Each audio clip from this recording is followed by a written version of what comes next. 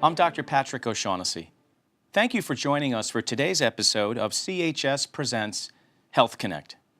Catholic Health Services is an integrated healthcare delivery system with some of the region's finest health and human services agencies.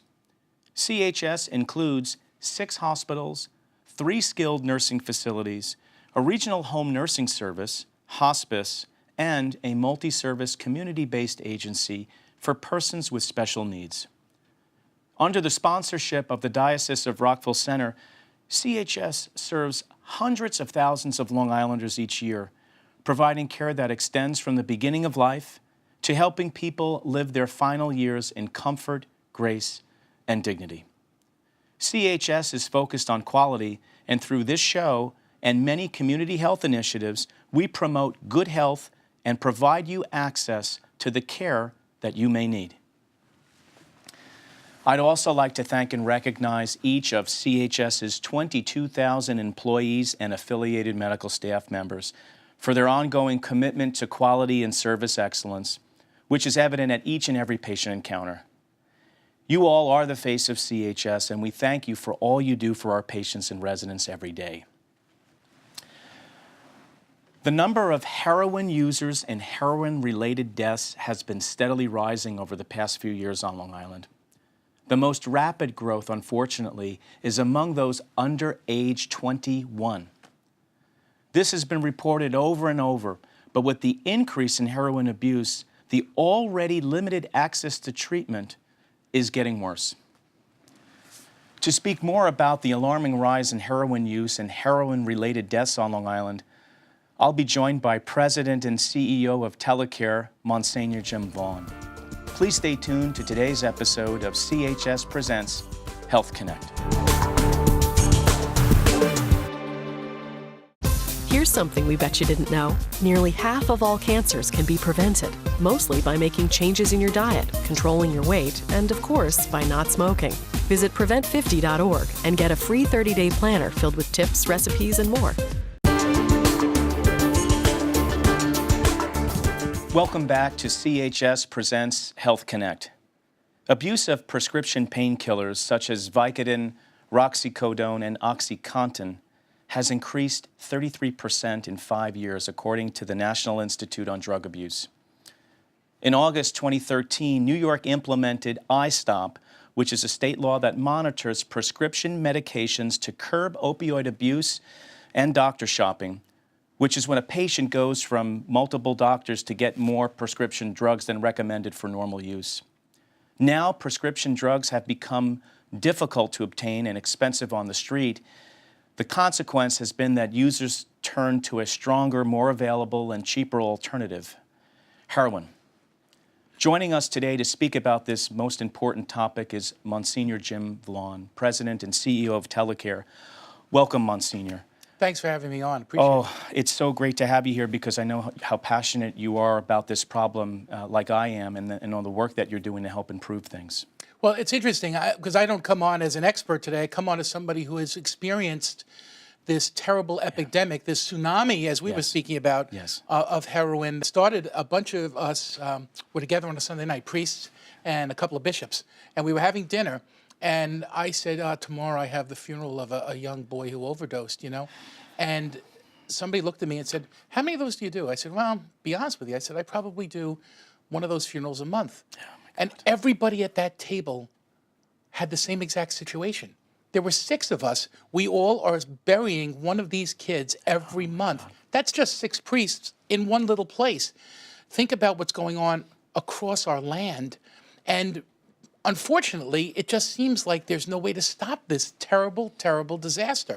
So that's when I spoke to you to try to say, what can we do? Is there anything we can do? And you guys had put together an incredible video that shows messages from both former heroin users and family members affected by the tragic consequences of heroin use.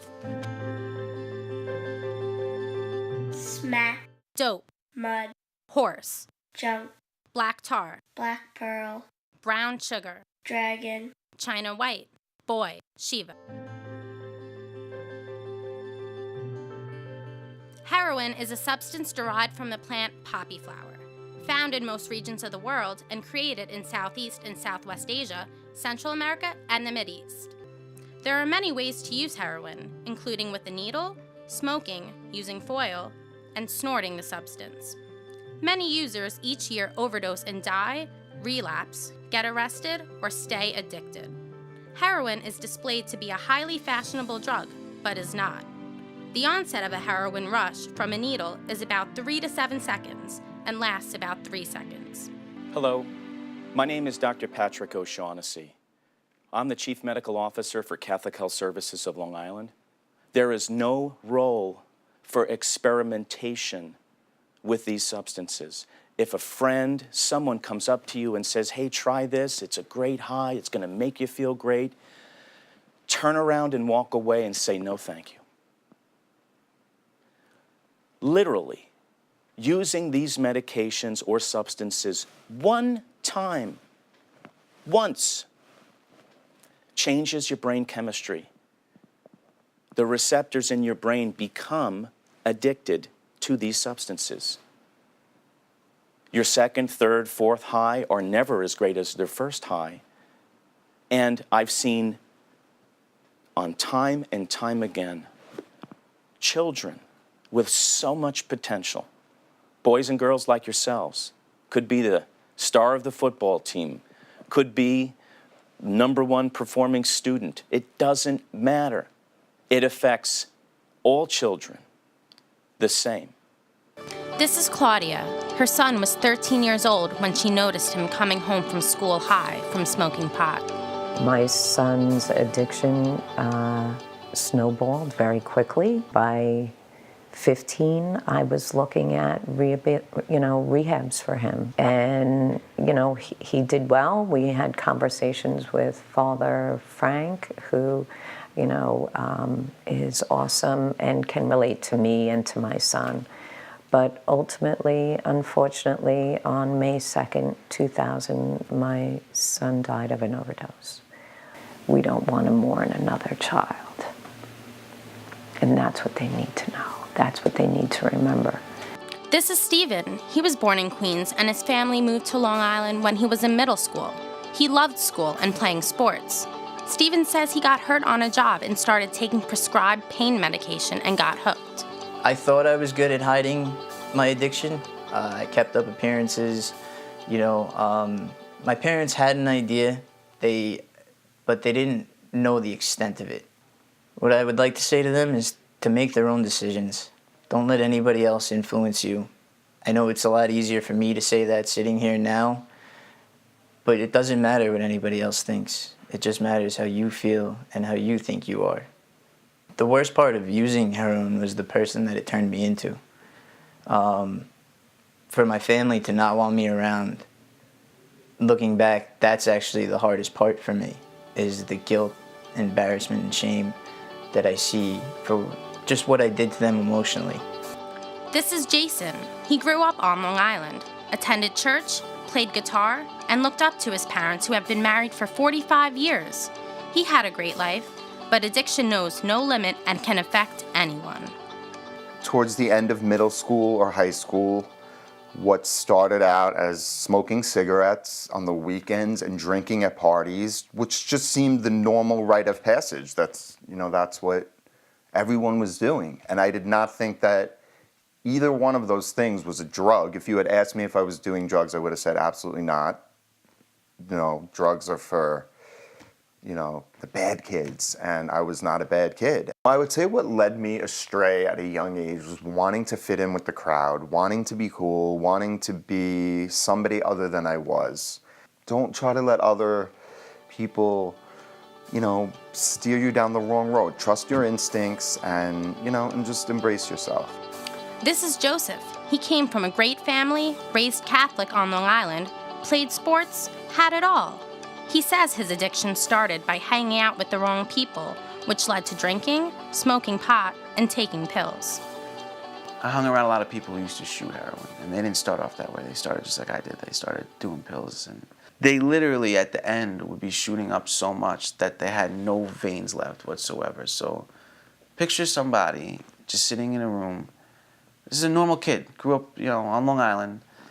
Now he's just a couple months into using opiates, and he's stabbing himself with a needle trying to find a vein and just bleeding everywhere and sick as could be. When you're young and you're doing that stuff, you seem like it's cool, but it's so not. It's so not cool. There's nothing further from being cool. What's cool is playing sports, being successful, being smart, going to school, having friends, you know.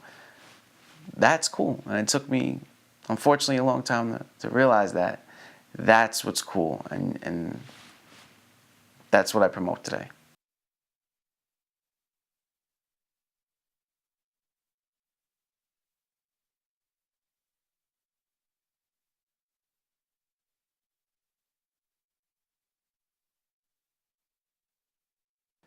When we get back, we'll continue our conversation about the heroin epidemic on Long Island.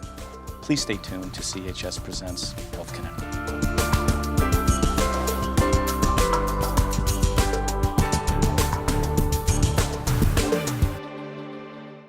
Once there was a boy who did the same thing again and again. One day, he was told he had autism. He got help and slowly learned how to live with it better. Early intervention can make a lifetime of difference. Learn the signs at autismspeaks.org. Welcome back to CHS Presents Health Connect. We're talking with Monsignor Jim Vaughn, President and CEO of Telecare. Welcome back, and thank you, Monsignor. A very, very powerful video. Can you share a little bit as a former chaplain, speaking on your personal experience in witnessing how this epidemic has affected people on Long Island, especially our youth? I know I spent 13 years in a Catholic high school where times were different just a dozen years ago, Dr. O. Yeah. It wasn't like it was today a dozen years ago. No. We found kids who were involved with drugs, but most of the time it was prescription drugs that were being bought and sold on the black market, which is in existence. If you don't believe it, you're living in the clouds. You are correct. But now it's this heroin high. Now it's a whole different ballgame. It's incredible. I did one of these funerals recently, and as I was in the sacristy with the vestments on, going out, mother came in of the boy who had passed away. And she said, "Can you do me a favor, Monsignor, before the funeral? Please promise me in the homily that you'll mention that it was a $5 high that killed my son. His friends will be out there, and they're doing this, and they have to stop." It's incredible. I mean, the video there was an interesting thread, you know, and I was going to ask you about this. Two things people said. One of them was, be yourself, see your gifts. And then the second thing connected to that was the peer pressure. Yeah. Now, my generation heard a lot about peer pressure. Yeah.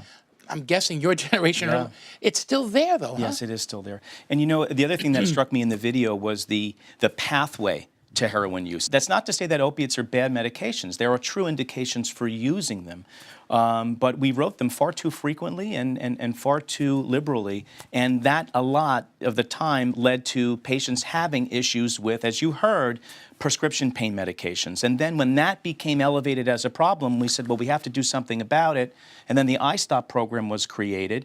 And if you think about it, the cost of an OxyContin pill is 5 to 10-fold the cost, as you just mentioned, to a bag of heroin. So when they couldn't get the prescription medications, they would move right into utilizing, you know, off-the-street heroin with unfortunate consequences. We have to address this in 4th, 5th, and 6th grade. Is that true? That's the scary part. Yeah, so, you know, you heard about the natural progression, and what can happen is, you know, kids in that age group, especially as they start getting into middle school, start experimenting, and as you heard in the video, it may start out with alcohol, then move on to marijuana. Those are called gateway drugs. They lead to some component of high, but not the high that you see with other stronger illicits such as heroin, and it just begins that cascade, which takes you down a very, very bad pathway. What about parents who are watching right now? Like, what would you say to parents? I mean, you're a dad. Like, what do you say to your kids? How do you even begin to kind of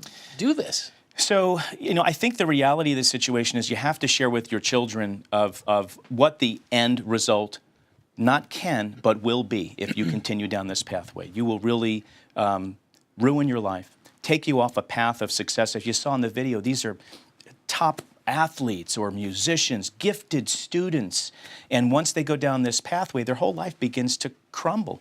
And that's not to say that there's not pathways to cure and ways to help people that do, unfortunately, go down that path. But the whole thing that I teach all the time is don't start. Say no. Even in the video, one of the speakers said, "Say no, walk away, and don't do it. You know, be true to yourself and the gifts that you have, and develop those things."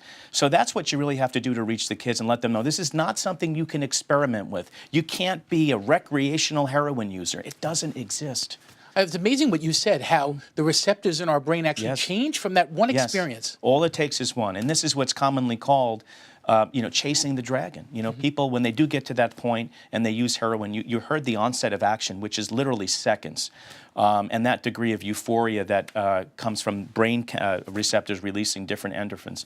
But then it's gone. You never get back to that same level, and you're constantly chasing that same high and requiring more and more hits of heroin or opiates to get there.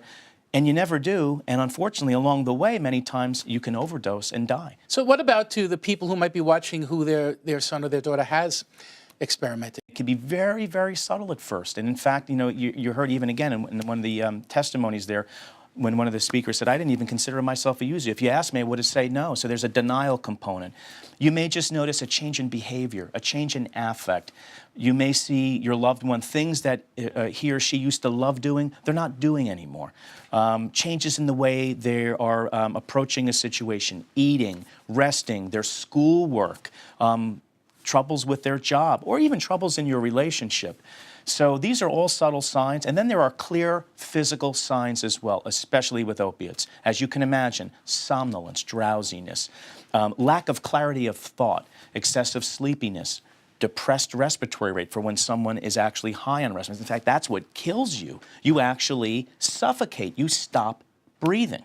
Wow. So these are things to look for, and then you have to know where to get help. And one of the things I thought was just so powerful about the video at the end, you know, these are the avenues that you can go to get the help that you need. But I mean, in an earlier part of your career, this was something you dealt with all the time. So you brought these gifts to Catholic Health Services, right? Yes. We tried to take what I've learned from 15 years in inner city emergency room work throughout New York City, and bring it to our emergency rooms in Long Island. And the way, Monsignor, we're trained traditionally as emergency providers to think about people in an overdose state and helping them, and this is where things like Narcan come in.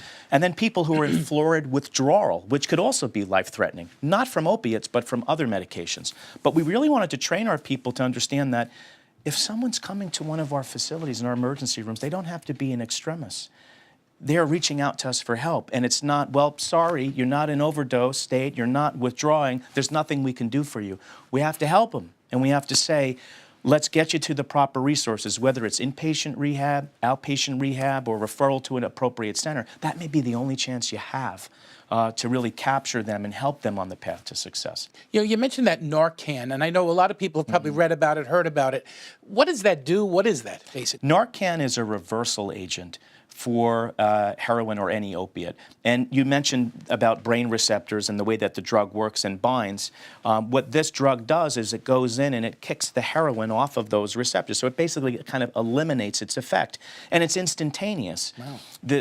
As the speakers mentioned in the video, heroin's onset of action is seconds, 3 to 7 seconds. Narcan, the same way. Literally, the minute you push it, and you have a patient that would come in that's in respiratory arrest, you push the Narcan, they wake up, they begin breathing again. It's a bridge. In fact, I will share with you, when I was clinical, sometimes the first words with the first breath on narcanization a patient would say is, "I need my heroin," or "I need my methadone," which is another opiate. That's how powerful the addiction is. Wow. Yeah. What is that high like? I can't think of anything in this world that would make me want to do that.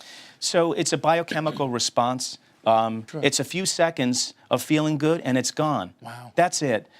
You know what a real high is? A real high for me was watching my daughter be born. Yeah. Was watching my daughter grow up. Was doing work to help people live, better and healthier lives. One of my great loves, of course, is being in our hospitals, Yes. and to be able to be with people and watch that healing process occur, for me is the most humbling thing I've ever experienced, I can think of times when I've been with parents when their daughter, one good example was one with a girl named Stacy, and she was being operated on uterine cancer.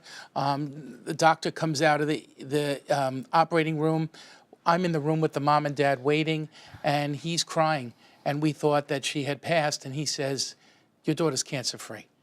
And he said, we did a wash and we're checking for cells, but I'm telling you, she's cancer-free. Yeah. Those moments where God intervenes are astounding. Yes. Now, the reality is, even with anybody Jesus even rose from the dead in the scriptures, they died again. Yes. But the reality is that there's a healing that occurs yes. that changes people's lives forever. Yes. And I witnessed that in our hospitals in particular so often that I'm drawn to be there for that reason, because it's such a place of healing and really, for me, the humbling presence of God in these people's lives. Yes. And I'm sure, that's part and parcel of what you're involved in too. It's not all that different. Exactly. You shared something with me in the back room that really shook my core. The number of funerals that you preside over on Long Island relating this is tremendous. And you said that you actually keep the mass card of each person who's passed on your desk, and that literally you could cover your desk with these events. You have a huge stack of these prayer cards. I can't even imagine what families go through. What can you talk to our families out there about this situation? My first is, if you've been through it, I think it's about prayer and it's about healing and it's about asking God to heal your broken heart and to not feel guilty, because these parents, at least in my experience, Dr. O, they've done everything they possibly can. I know. And it's not about bad parenting. That's right. This is about addiction. Number one. That's right. But number two, if you're a parent and you suspect something, you're like, if you smell a fish, there's a fish there. That's right. Go after it. Don't be afraid. We don't have to be our kids' best friends. That's right. But it's about being our kids' best parents. And if that means taking them to the doctor for a drug test, take them to the doctor for a drug test. That's right. They'll dislike you for the day. That's right. But they'll thank you for their life. And they'll be alive. Right? Very powerful. Yeah. Thank you, Monsignor. Monsignor, thank you for joining us today. We'll be right back for my final thoughts and my health tips and solution of the day. Please stay tuned.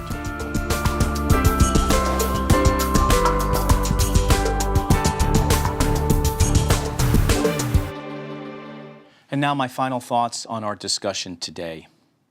Obviously, the prescription drug and heroin problem on Long Island continues to be a major challenge, but we are making great progress to expand access to care and treatments, both in the inpatient setting and the outpatient setting, to benefit our patients and residents in the community.